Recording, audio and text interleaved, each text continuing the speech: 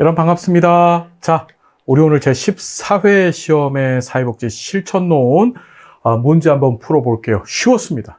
시험 굉장히 쉬웠어요. 물론 상대적이겠지만 자, 보시자고요.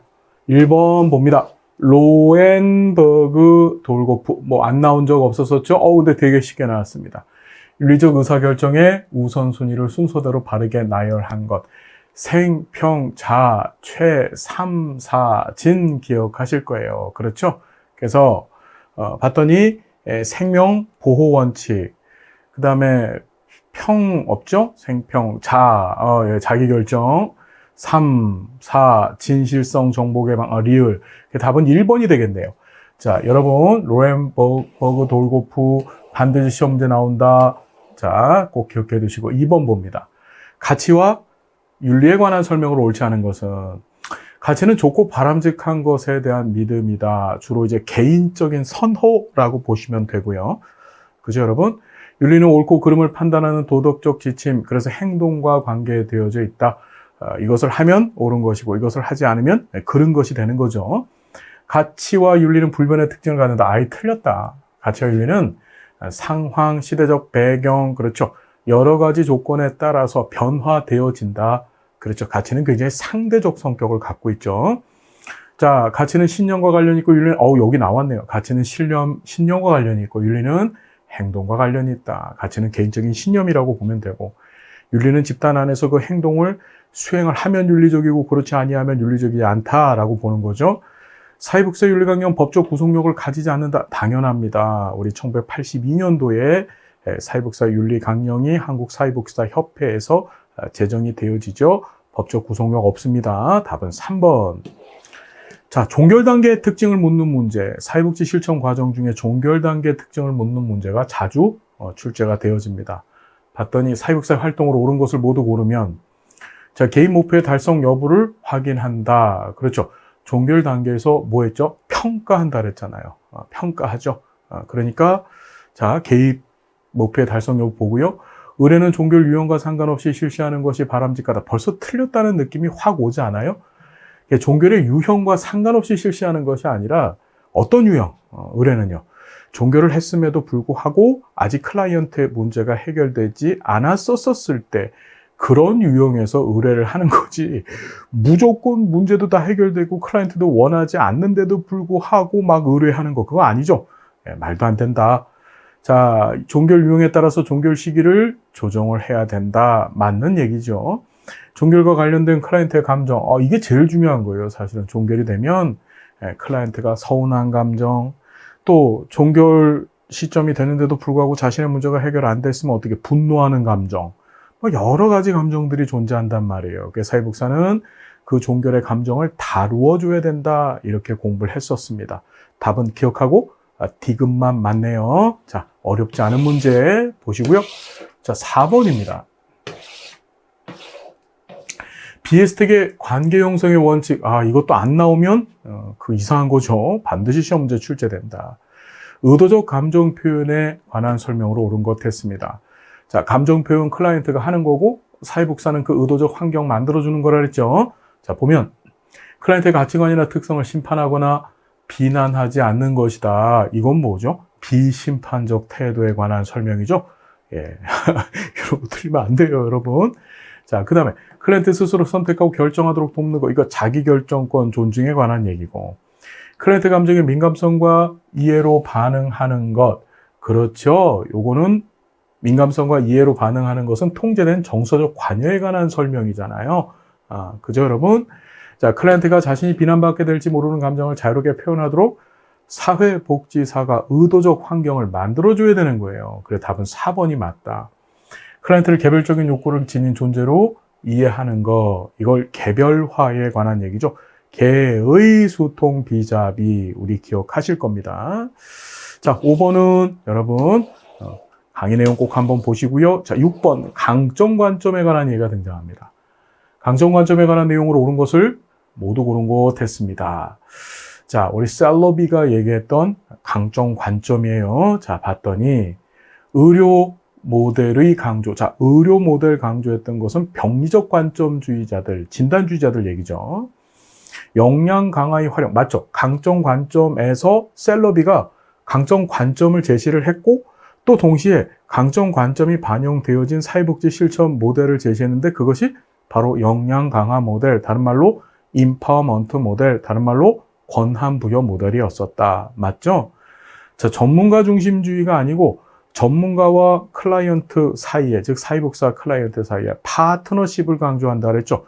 그러니까 협력적 관계를 중시했지 전문가 중심주의 아니다. 전문가 중심주의는 지금 얘기 나오는 의료 모델, 진단주의자들 얘기입니다. 희망과 용기 강조, 맞더라, 너 할 수 있어, 희망, 그렇죠. 우리는 해낼 것이야, 용기, 알겠죠 여러분? 그 답은 몇 번이다? 니은하고 리을이 답이 되겠네요. 옳은 것을 고르면 그 6번의 답은 3번입니다. 자, 7번 볼게요. 핑커스 미난이 제시한 변화 매개체계, 사회복지사. 그 다음에 사회복지사가 속해 있는 사회복지기관을 변화 매개체계라고 공부했었죠. 자, 목표 달성을 위해서 복지사 공동으로 노력하는 모든 체계, 이건 행동체계 얘기고, 목표 달성을 변화시킬 필요가 있는 대상, 이건 표적체계 얘기고, 3번 변화 매개체계 맞더라. 복지사가 속해 있는 기관 맞는 얘기죠. 자, 서비스나 도움을 필요로 하는 사람들, 이건 뭐죠, 여러분? 클라이언트 체계죠. 법원, 경찰 등에 의해 강제로 이루어진 사람들, 이건 응답 체계에 관한 얘기죠. 이건 핑커스 미난이 아니라 콤튼과 갤러웨이의 6체계 모델에서 사용하는 응답 체계에 관한 얘기더라. 이해됐나요? 이때 법원과 경찰이 뭐가 되는 거예요? 의뢰 체계가 되는 거죠. 그 의뢰 응답 체계를 묶어서 우린 뭐라고 해? 다른 말로 문제 인식 체계라고도 얘기했었다. 그러니까 법원, 경찰이 문제 인식 체계, 의뢰 체계가 되는 거예요. 자, 어려운 문제 전혀 아니다. 정말 쉬웠다. 8번 사례 관리에 관한 내용으로 옳지 않은 것 됐습니다. 자, 필요한 경우 클라이언트의 권리를 옹호하기 위한 역할을 한다. 옹호자로서의 역할을 합니다. 사회복지사의 사례 관리에서 사회복지사의 간접적 개입의 종류, 간접적 개입의 역할에 관한 얘기죠. 목슬리가 제시했던 간접적 개입 옹호자 맞습니다. 자, 클라이언트가 충분히 지역사회에 적응할 수 있도록 지속적으로 원조한다. 사례관리의 기본 원칙 중에 지속성이 있었었죠. 왜?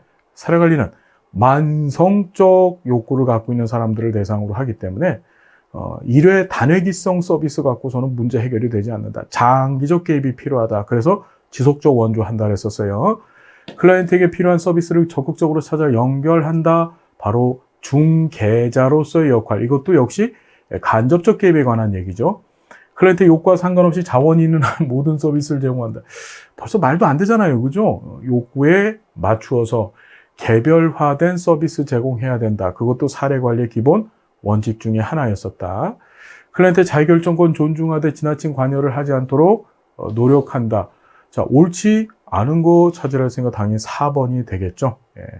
자, 보시고요. 9번 봅니다. 사회복지 면담. 자, 면접이라고 하는 용어 대신에 면담이라고 하는 용어가 출제됐습니다. 같은 말이죠. 자, 옳지 않은 것. 사회복지에 관한 사적인 질문은 가능한 한 간결하게 답하고 초점을 다시 클라이언트에게로 돌린다. 이게 면접에서 사용하는 초점화 기술에 관한 설명이죠. 클라이언트와 신뢰관계가 충분히 형성된 후에 해석 기술을 활용한다. 맞죠? 해석 기술은 여러분 클라이언트의 무의식 세계와 관련해서 사회복지사가 가설을 수립하고 그 가설에 근거해서 무의식 세계를 탐구하고 분석해서 클라이언트한테 알려주는 거예요. 그러면 어떻게 돼? 클라이언트 입장에서 자기 무의식을 들키는 거거든. 그러니까 깜짝 놀랍니다. 그래서 어떻게?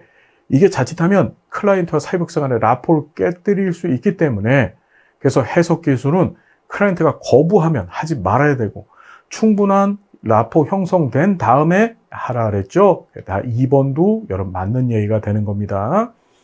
자, 3번. 클라이언트 표현이 모호할 때는 오해를 최소화하기 위해서 구체적 표현을 요청한다.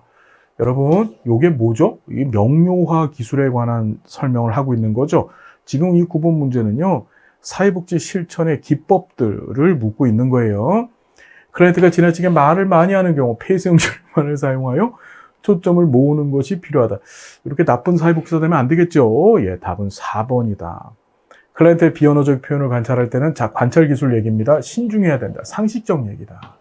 자, 10번. 다음 질문 중 폐쇄형 질문에 해당하는 것은 자, 폐쇄형. 응답 범주가 정해져 있는 겁니다. 그게 폐쇄형 질문이죠. 결혼하셨습니까? 그럼 예, 아니요. 둘 중에 하나로 대답하겠죠. 그러니 폐쇄형 질문에 해당된다. 무엇이 가장 힘듭니까? 성격 어떠세요? 일주일 어떻게 지내셨어요? 무슨 일로 남편과 다투셨나요? 이건 전부 개방형 질문에 해당되어지는 것들이다. 됐죠, 여러분?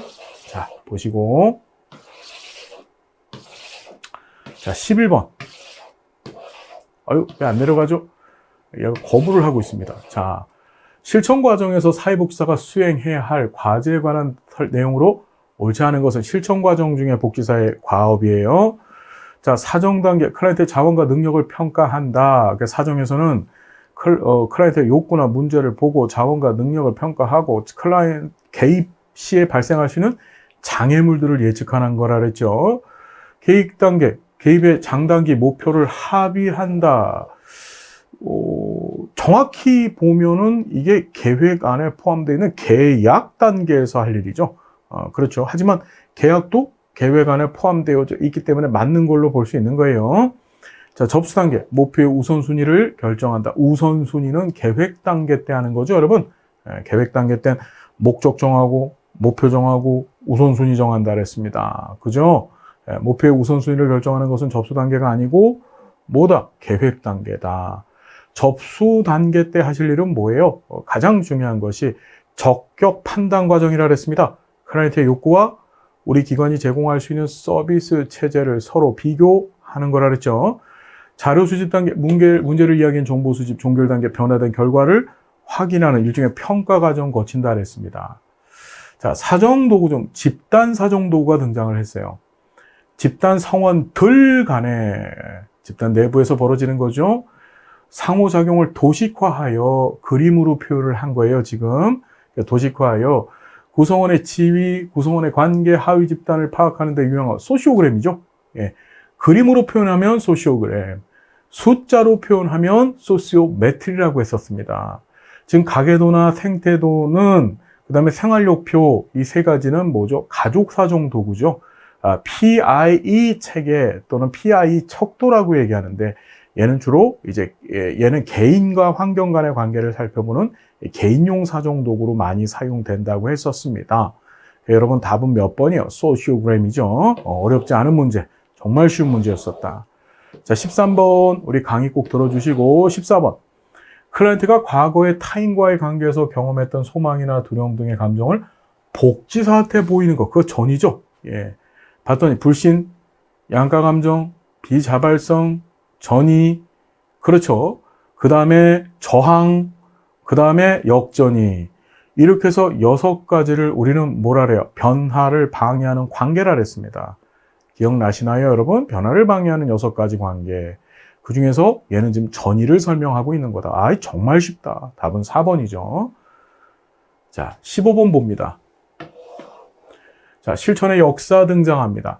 자선조직협회와 인보관에 관한 내용으로 옳지 않은 것은 인보관은 집단사회사업의 태동에 영향 줬다. 맞다. 집단사회사업과 지역사회 조직화 사업 태동에 영향 줬고 자선조직협회는 개별사회사업의 태동 영향 줬다. 맞죠? 역시 개별사회사업 또 지역사회 조직화 사업에 영향 줬고요. 자선조직협회는 빈곤의 원인을 개인의 나태함과 게으름으로 봤고 인보관은 지역주민과 함께 거주하면서 사회개혁을 시도하였다. 그래서 3R 기억나시죠?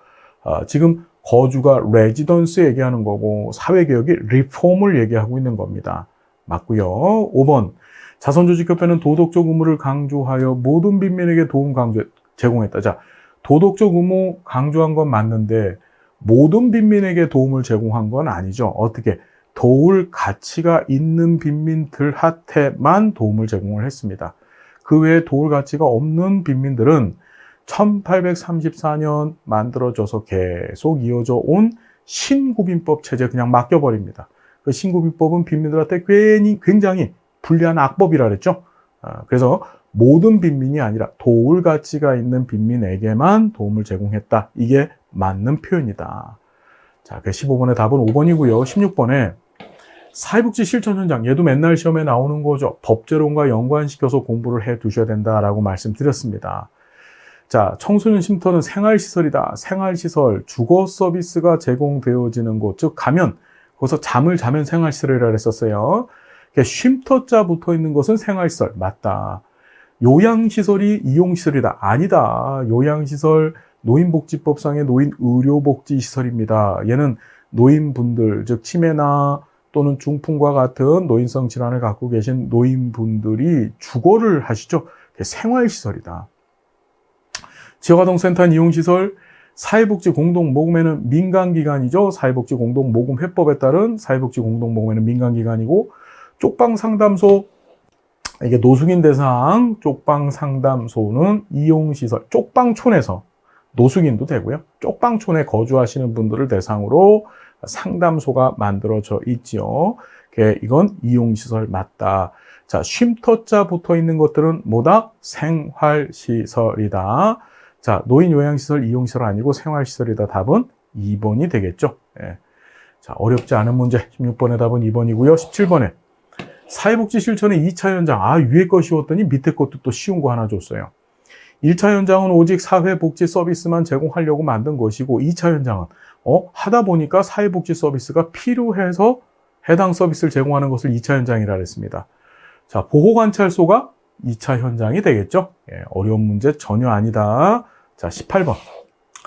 사정의 특성에 관한 내용으로 옳은 것을 모두 고른 것 됐습니다. 우리 사정, 사회복지 실천 과정 중에 사정이 있었습니다. 봤더니 상황 속의 인간이라는 이중적 관점 간다. 왜 그럴까? 사정은 생태체계적 관점하에서 수행되기 때문에 그래요. 그래서 상황 속의 인간이라고 하는 듀얼 포커스. 생태체계적 관점에서 뭐라고? 환경 속의 인간. 클라이언트도 보고 환경도 같이 본다 그랬잖아요. 그죠? 이중적 관점 또는 이중적 초점 갖는다. 맞는 얘기고요. 클라이언트와 사회복지사 간의 상호 과정이다. 맞습니다. 상호 의사소통 과정이라고 볼 수 있고요. 수집된 정보를 바탕으로 전체적인 상황을 이해하는 사고의 전개 과정. 클라이언트를 완전히 이해하는 것이 불가능하다. 클라이언트도 지가 지를 모르는데. 예. 그렇죠. 전혀 관계를 갖지 아니하였던 사회복지사가 어떻게 클라이언트를 완전히 이해하겠습니까? 이해가 되셨죠, 여러분? 그 답은 몇 번이다? 1번이다. 이런 거 틀리면 안 된다. 정말 쉬운 문제. 너무 쉬웠다. 그죠? 예. 계속 이렇게 쉽게 나와주면 얼마나 좋을까. 그죠? 예. 19번. 사회복지 실천의 발달 과정을 순서대로 바르게 나열한 것. 자, 요 정도 문제 나와줘야 이제 어떻게 좋은 문제라고 보는 거예요. 예. 연도를 제대로 알아야 되겠죠? 자, 봤더니 한국사회복지사업법 제정된 거 1970년에 사회복지사업법 제정됩니다.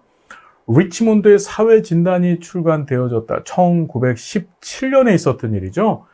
밀포드 회의에서 개별 사회사업의 공통 요소 정리했다. 1929년에 있었던 일이고요.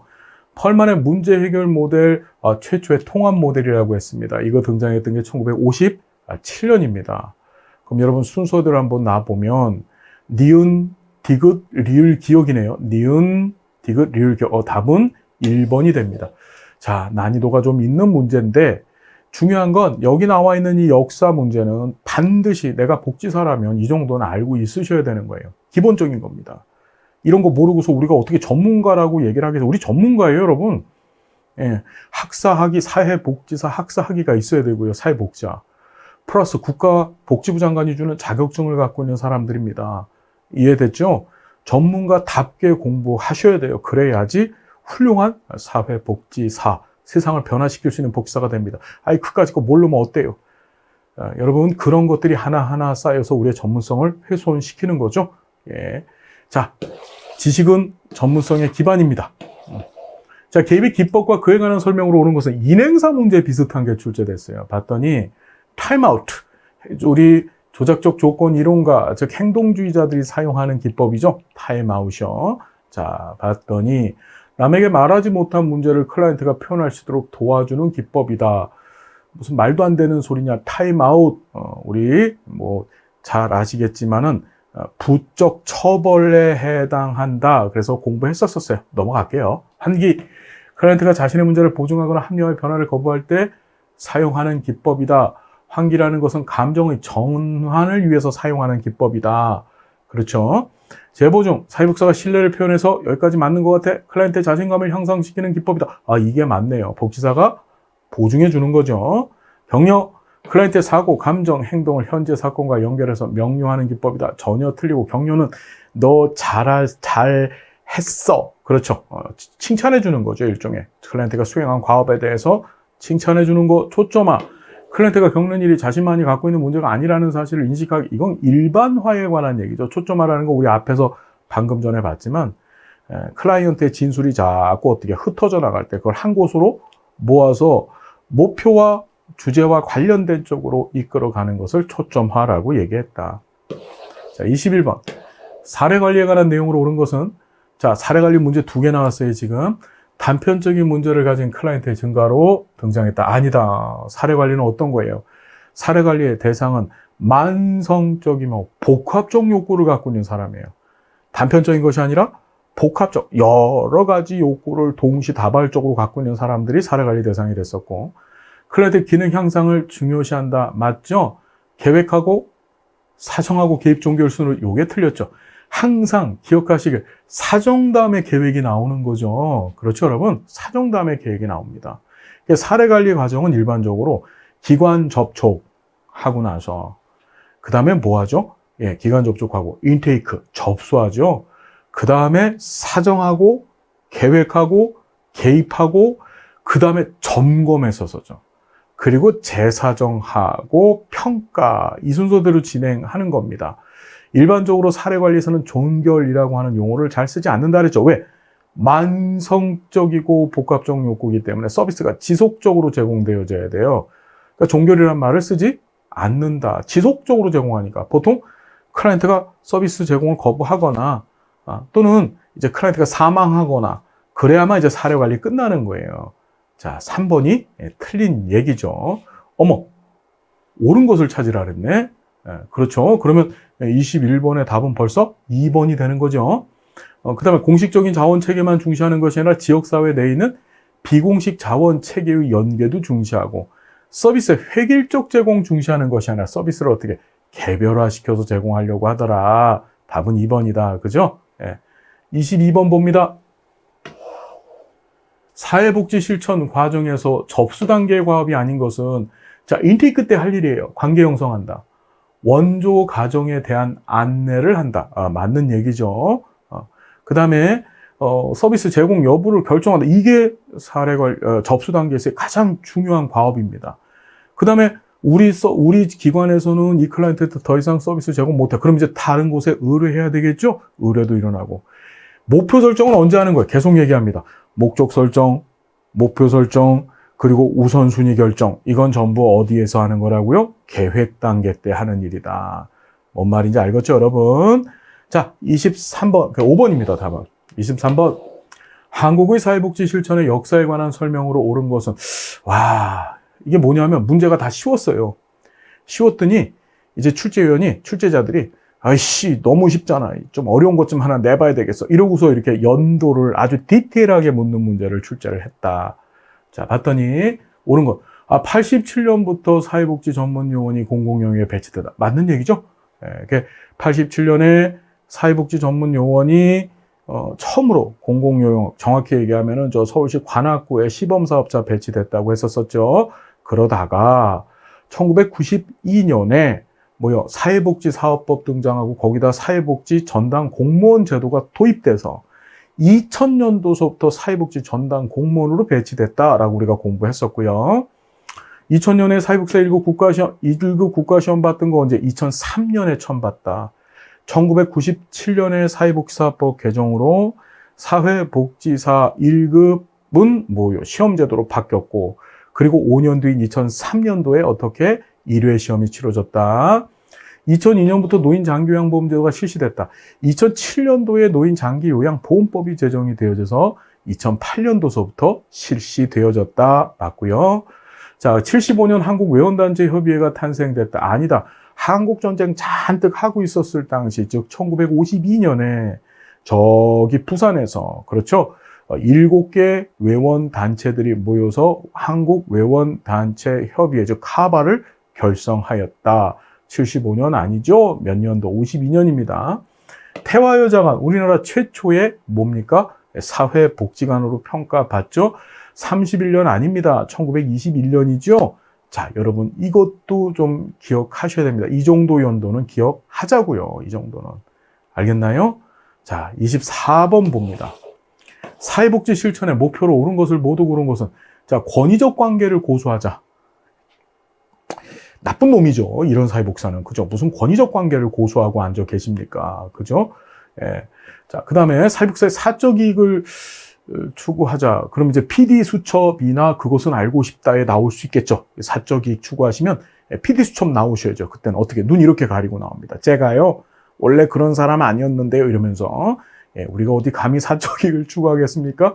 자, 이중관계를 지향한다. 아우, 이것 중요해. 이중관계라고 하는 것과 이중 초점을 구분해야 되는데, 사회복지사와 클라이언트 사이에는 뭐라고? 이중 초점을 가져야 됩니다. 사회복지사가 이중 초점을 갖고 사정을 해야 된다 그랬었어요. 왜? 생태체계적 관점 갖고 사정하기 때문에. 환경과 클라이언트를 같이 보라 그랬죠. 근데 이중관계라는 건 뭐예요, 여러분? 이중관계라고 하는 것은 사회복지사 클라이언트 사이에 클라이언트의 문제 해결을 위한 계약적 관계 말고 어떤 인간적 관계도 맺고 진행하라는 겁니다. 그런 거 하면 안 된다 그랬죠. 그거는 지향이 아니라 지양해야 되는 겁니다. 하면 안 되는 거예요. 클라이언트의 삶의 질 향상제고 답은 리을이죠. 정말 한국어 능력 테스트 시험 문제였었습니다. 예, 답은 4번만 맞습니다. 자, 25번. 다음 사례에서 사회복지사가 활용한 개입 기술은 했습니다. 자, 보시면 45세 남성 A는 음주 문제로 사회복지사 상담을 진행 중이다. A는 술을 그만 마시겠다고 가족들과 약속했으나 여전히 술을 자제하기 어려움을 사회복지사한테 호소했다. 복지사가 당신은 가족들과 관계를 발전시키고 싶어 하면서도 여전히 술을 마시고 있거든요. 말과 행동의 불일치를 지적하는 기술이죠. 이게 바로 직면이다. 우리 1급 시험에서요. 이 사회복지 실천, 면접 기술에서 가장 많이 나온 게 직면입니다. 무슨 얘기인지 알겠죠? 예, 직면. 말과, 클라이언트의 말과 행동의 불일치를 사회복지사가 어떻게 지적해주는 기술로서 반드시 어떻게 개입의 중간 단계 이후쯤에서 실시해야지 개입 초반에 이거 했다가 큰일 난다. 라포 관계 깨진다. 이것까지 정리를 좀 해 두십시오. 자, 이렇게 해서 실천론 다 풀어봤어요. 우리 다음 시간에는 이제 실천 기술론 해야 되겠죠, 여러분? 예, 실천 기술론 해야 됩니다. 자, 수고 많으셨고요. 예, 다음 시간도 행복한 모습으로 여러분 만나 뵙겠습니다. 여러분 고맙습니다.